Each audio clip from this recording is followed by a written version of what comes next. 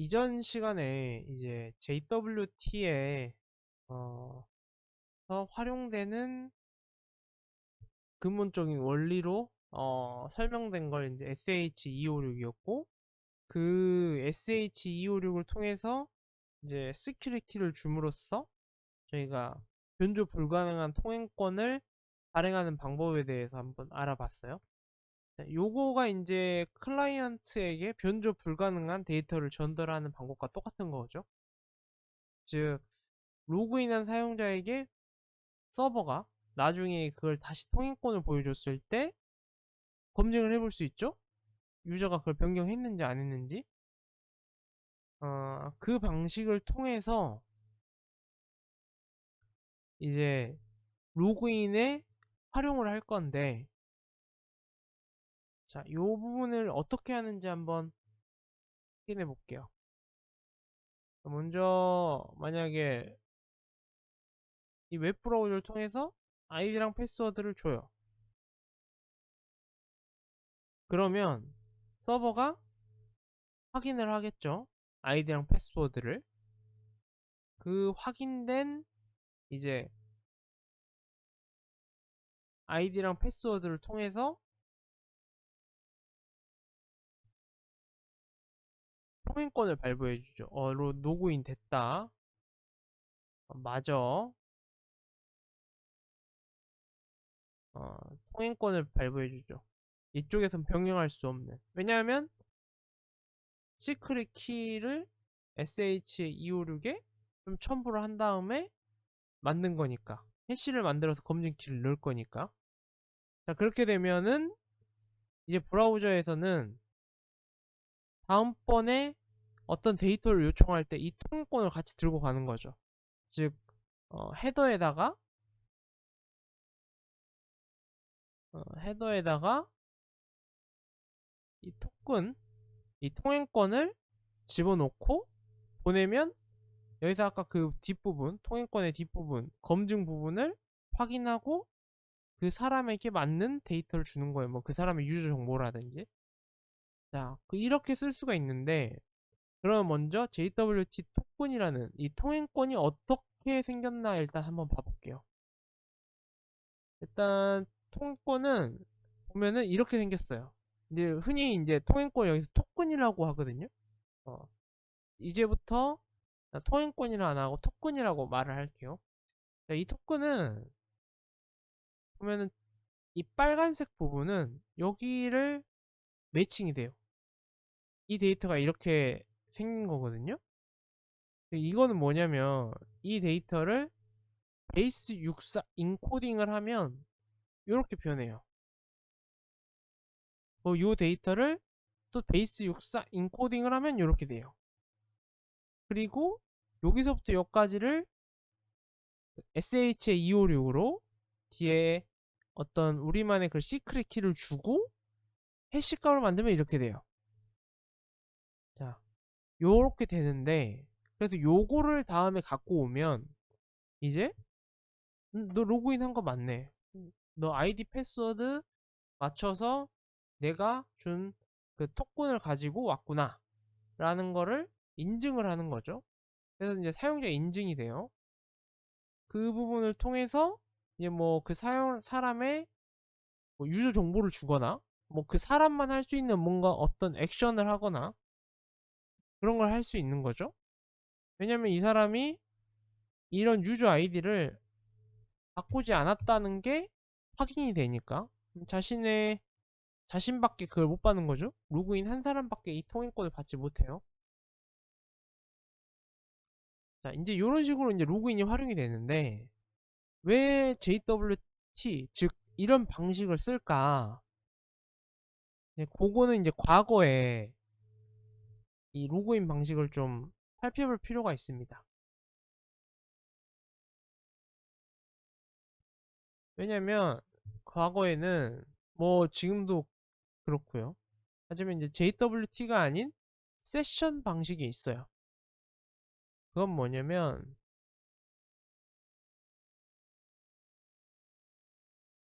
기존에는 이제 아이디랑 패스워드를 이렇게 넘기고 그러면 이제 서버에서 어떠한 세션 키를 하나 만들어요. 어떤 유니크한 키를 만들어요. 그리고 이 키는 이제 뭐 유저랑 연관 지을 수 있게끔 이렇게 메모리에 이게 들어가 있거든요. 메모리에 이게 이제 들어가 있어요. 근데 이제 이게 만약에 이런 브라우저가 막 이게 계속 늘어나는 거죠. 그러면 이제 다 이렇게 접속을 하게 되면 메모리에 이걸 이제 계속 이렇게 연결된 거를 계속 갖고 있어야 돼요. 그러니까 사람들이 계속 많아지면 많아질수록 메모리가 점점 더 많이 필요한 거죠. 뭐 여기까지 뭐 서버가 계속 커지기가 좀 어려운 부분이 있죠. 서버가 좀 커지기 어렵고 기존에는 또 뭐 다른 서비스를 하는 게 있는데 근데 사용자 입장에서는 같은 회사의 다른 서비스란 말이에요. 이제 회사는 같아. 근데 서비스만 달라. 그러면 이제 여기 로그인해서 이제 이 정보가 여기 있는데 한 번만 로그인을 하고 싶지 또 여기 거를 쓰는데 또 로그인을 하고 싶진 않단 말이죠. 그럼 계속 중복된 작업을 계속 해야 되니까. 그러면 이제 기존의 방식은 어떻게 해야 되냐. 요 메모리를 이제 이쪽 서버로부터 요청을 해서 이 정보를 받아와서 자기 메모리에 올린 다음에 그 유저 정보를 이제 확인하고서는 또 그 유저한테 맞는 정보를 주고 뭐 이런 짓을 계속 해야 돼요. 뭐 계속 여기 여기 하나한테 계속 물어서 갖고 와야 돼요. 뭐 요런 좀 로그인 통합에 있어서 좀 불편한 점도 있고 그 다음에 이제 또 문제는 얘가 이제 서버가 만약 꺼졌잖아요. 그러면 이제 메모리라서 얘가 다 날아간단 말이죠. 그럼 이 모든 사람들이 다 로그인이 풀려버려. 자 이렇게 풀리게 되면 그럼 이제 대형 사고죠. 이거를 이제 얘를 단순히 문제가 생겨서 껐다 킨다고 했을 때 이제 전체가 로그아웃 돼버리는 그런 상황이 벌어지면 뭐 복구를 한다 해도 얘 둘이 이거를 똑같이 공유하고 있지 않았으면 이 복구가 로그인 복구 안 되고 그냥 다 아까처럼 전체 로그아웃이 된 채로 이제 유지가 되는 거죠. 뭐 이런 문제도 있고 뭐 이런 좀 문제들이 있었어요. 좀 그래서 스케일 아웃하기 좀 어려운 문제도 있고 세션을 계속 뭐 이런 식으로 공유를 해야 되니까 이제 이런 문제들이 있었기 때문에 JWT를 쓰면 이제 어떻게 되냐.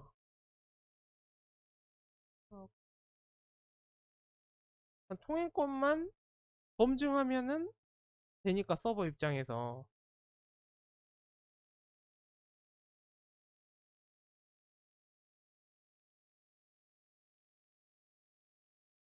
아 맞다. 그리고 이제 여기서 메모리에서 이게 사라지는 시점은 얘가 이제 종료됐을 때 웹브라우저에 종료했을 때 하지만 이제 JWT 방식으로 하면 그냥 통행권만 보여주고 얘 메모리 안 쌓여. 그냥 검증만 통해서 아까 보면 이런 유저 아이디 아 너구나 하고서 그 사람에 맞는 정보를 주죠. 왜냐면 유저는 이 정보를 변경하지 못하니까. 변경했다면 내가 검증해서 걸러내서 안 주면 되니까. 그리고 또 여기 가서 이 시크릿 키만 이제 서로 다 알고 있다고 했을 때 각각의 서비스들이 그러면 이거 검증만 통해서 어 맞구나 여기서 로그인 한 거구나 얘가 준 거구나 그러면은 이제 얘들은 그 시크릿 키만 공유해서 검증만 통해서 그 유저한테 맞는 정보를 주면 다 로그인이 유지가 될 수 있는 거죠. 자, 요게 이제 JWT를 쓰는 로그인에서 쓰는 뭐 이유이기도 해요. 자, 그러면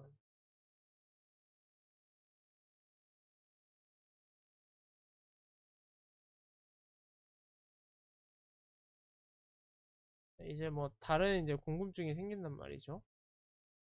그럼 저거가 만약 탈취당하면 어떻게 되냐? 만약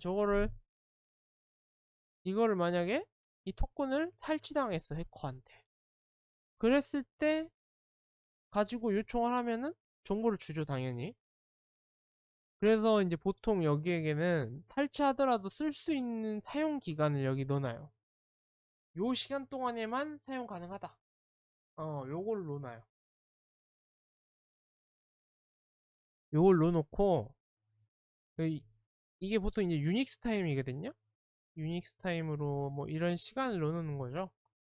뭐 10월 8일 뭐 14시 31초까지만 너가 로그인한 이 토큰이 유효해. 라고 하면 해커가 털었더라도 일단 요 시간이 지나면 더 이상 이 토큰을 쓸 수 없는 뭐 그런, 그러니까 짧게 가져가면 가져갈수록 굉장히 보안성이 좋죠. 근데 짧게 가져가면 이제 그 다음 토큰은 어떻게 받냐? 뭐 방식은 여러 가지인데 일단은 가장 대표적으로는 로그인하고 토큰을 줬을 때 억세스 토큰이라는 게 아까 이 토큰이에요. 그리고 이거는 보통 유효기간을 뭐 짧게 둬요. 보안 목적으로. 그 다음에 리플래시 토큰이라는 거를 같이 줘요. 근데 이거는 보통 길어요. 뭐 보통 한 1일 뭐 30일 뭐 이런 식으로 길게도 줘요. 그러면은 이제 얘를 가지고 이제 어떤 식으로 로직이 도냐면 억세스 토큰을 요청했죠. 그 다음에 브라우저에서 타이머가 돌면서 예를 들면 얘가 10분짜리면 한 8분 정도에 이 리플래시 토큰 이것도 JWT인데 여기에는 뭐 요런 게 들어가 있죠. 뭐 유저 정보나 해서 뭐 다시 재발급을 받을 수 있는 토큰인데 뭐 유통기한 뭐 이렇게 길게 해가지고 뭐 이런 식으로 해서 이거를 가지고 억세스 토큰을 달라고 해요. 그러면 이제 억세스 토큰이 다시 또 설정한 게 5분이면 5분 늘어나거나 설정한 게 10분이면 또 10분이 늘어나요. 유효기간이. 그런 식으로 계속 뺑뺑이 돌리는 거죠. 이 리플래시 토큰을 가지고 이렇게 해서 일단 유지를 하고, 근데 이 리플래시 토큰은 이제 탈취당하지 않도록 보통 이런 거는 뭐 그 브라우저의 로컬 스토리지나 뭐 이런 데 넣어놓는 거죠. 쿠키보단 좀 안전하니까. 어, 뭐 그렇게 되는 거고, 이제 이렇게 되면 요걸 활용해서 좀 어떤 것도 쓸 수가 있냐면 얘가 이제 만약 브라우저를 껐다가 다시 켰을 때 요즘 보면 로그인이 유지되는 경우가 있잖아요. 그런 건 이제 억세스 토큰이 유효기간 안에 있으면 뭐 그걸로 해서 유지가 되는데 보통 하루가 지나도 유지가 되는 경우가 있어요. 뭐 계속 유지가 되거나 그럴 때 보통 리플래시 토큰을 이용하죠. 리플래시 토큰이 기니까 이걸 통해서 다시 주라고 하는 거예요. 그럼 다시 받아서 로그인 이게 만약 됐으면 오케이 되면 유효기간 안에 있 거면 다시 억세스 토큰을 주고 그 다음에 다시 이제 또 이 뺑뺑이를 도는 거죠. 그렇게 또 로그인을 유지하는 거죠. 이런 식으로 이제 JWT가 유지가 돼요. 그러면 한번 이거를 인증하는 과정을 한번 코드로 한번 살펴볼게요. 자, 먼저 좀 이 베이스 64 부분이 궁금할 수가 있으니까 한번 이 베이스 64 부분을 한번 좀 뭐 코드로 찍어 볼게요. 일단 뭐 베이스 64, 그다음에 뭐 get URL 디코딩을 디코더죠? 즉 해석기를 갖고 와서 한번 해석을 해본다. 그럼 일단 이 부분을 한번 볼게요. 이렇게 했을 때 어떻게 찍히나 일단 한번 볼게요. 자, 이런 식으로 요거를 디코딩하면 이런 식으로 뭐 누구나 볼 수 있는 데이터가 들어가 있고, 그래서 중요한 건 이 JWT는 뭐 보안성 그 안에 뭐 데이터를 숨기고자 하는 의도는 없는 거예요. 즉, 여기에 뭔가 토큰으로 이용할 것 중에 식별자 외에 뭔가 굉장히 유저의 크리티컬한 정보를 저장하면 안 되는 거죠. 누구에게나 공개가 돼 있는 정보이기 때문에. 자, 이런 식으로. 자, 그러면 요번에는 검증 키를 만들어 볼게요. 자, 이 검증 키가 이제 그냥 SAH256을 쓰는 게 아니고 우리가 이제 시크릿 키를 주면서 SAH256을 해싱을 할 수 있는 그런 알고리즘을 제공하는 게 HMAC SH256 알고리즘이에요. 그래서 여기 보면은 똑같죠?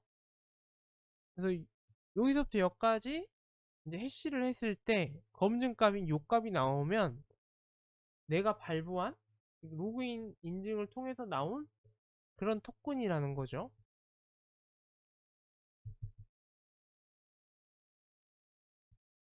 이제 바이트로 줘야 하기 때문에 겟 바이트를 주고 이 시크릿 키는 여기에다 넣는 거예요.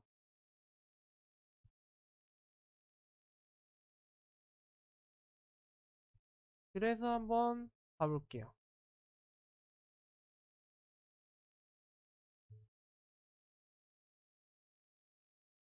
자, 요렇게 나오죠? 요게 이제 뭐가 틀리네? 어.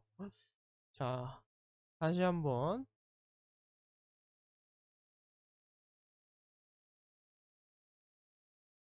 그렇게 틀리면 이 내용이 틀렸다는 거죠, 서로 간에. 자, 아이들. 네, 이렇게. 요거랑 이제 요게 같으면 요게 좀 문제가 있었네요. 요거랑 요게 같으면 이제 같은 시크릿 키로 만든 해싱 값이 맞다. 즉 해싱 여기서 시크릿 키는 요걸 해시 값을 만든 사람밖에 모르기 때문에 이거는 내가 준 게 맞구나라는 게 인증이 되는 거죠. 요렇게 해서 이제 검증을 로그인해서 검증을 할 수 있는 거예요. 요 이제 방식을 가지고 이제 메일로 비밀번호 변경하는 부분에서도 활용이 할 수 있는데 어떻게 활용을 하냐. 이제 저희가 이제 메일로 어떤 비밀번호 변경 링크를 보낼 때가 있단 말이에요, 종종. 근데 그런 걱정을 한번 해볼 수 있잖아요. 내가 이제 이 메일 변경 이메일을 줬는데 나중에 이제 우리 서버에 링크를 타고 서버에 들어와서 일종의 이제 유저 아이디를 주고 여기 이제 자기 아이디가 입력이 돼 있겠죠. 그러면 이제 링크를 타고 왔을 때 이 유저의 아이디를 보고서는 그 비밀번호 변경하는 창이 떠서 변경하기를 눌러서 비밀번호 변경하는데 여기 만약 다른 유저 아이디를 입력했다. 그러면 이제 문제가 생기는 거죠. 그 사람의 이 비밀번호 변경시켜주면 안 되니까. 근데 여기 이제 토큰을 주는 거야. 토큰 안에 똑같이 유저 아이디가 있고, 뭐, expired, 즉, 유통기한도 있고, 그 다음에 인증키도 있고, 그러면 이 사람이 받을 수 있는 건 내가 이 메일로 보냈을 때, 이 링크 메일을 보냈을 때 뒤에 이 토큰 값을 같이 보냈기 때문에, 어, 뭐 여기를 변경한다 해도 이 토큰 값하고 뭐 이런 거하고 맞춰봤더니 안 맞아버려. 우리 이제 웹사이트 왔을 때, 변경 웹사이트로 왔을 때, 이게 안 맞으면 내가 준 메일이 아니라는 거죠. 내가 그런 형식으로 메일을 주지 않았다. 즉, 뭐 이거 바꾸면은 검증을 통해서 비밀번호 변경을 못하게 막거나, 뭐 이런 식으로 인증을 또 할 수 있는 거죠. 이런 식으로도 활용될 수 있죠. 이런 식으로 이제 활용이 할 수 있는 게 JWT의 일반적으로 많이 쓰는 인증이라고 보면 됩니다. 근데 이제 여기서 지금까지 설명한 게 제가 HS256에 관련된 거예요. HS256. HS256이라는 게 SHA256 알고리즘을 활용한 거예요. 근데 여기서 이제 가장 큰 문제가 뭐냐면 얘가 이제 계속 늘어나요. 서비스가 계속 늘어나요. 요즘 또 마이크로 서비스 아키텍처라고 해서 MSA라고 해서 또 막 계속 이렇게 늘어나죠.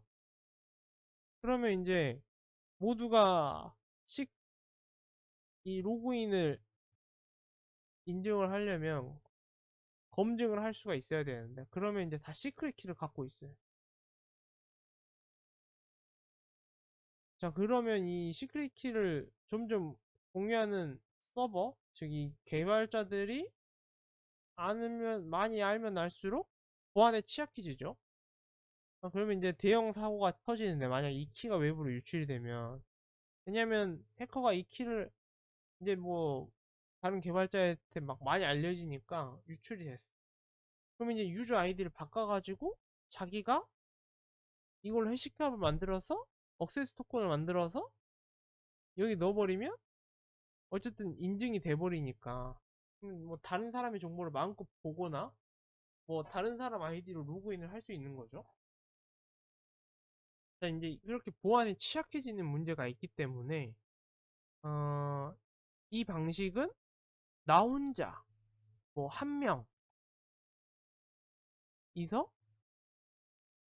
서비스를 만들거나 아니면 정말 믿을 수 있는 사람 그렇게 어, 뭐 베스트 프렌드라 해야 되나? 하여튼 그런 이제 친구들만 같이 갑자기 나가버렸는데 같이 공유해서 쓸 수 있는 거죠. 이제 요런 보안에 이제 취약해진 좀 어려운 문제가 있기 때문에 이 다음으로 나오는 문제가 요거를 해결하기 위해서 이제 RS256이라는 알고리즘을 쓴 JWT 토큰이 나옵니다. 요 방식에 대해서는 다음 강의에 한번 또 차근차근 설명해 보도록 할게요. 네, 감사합니다.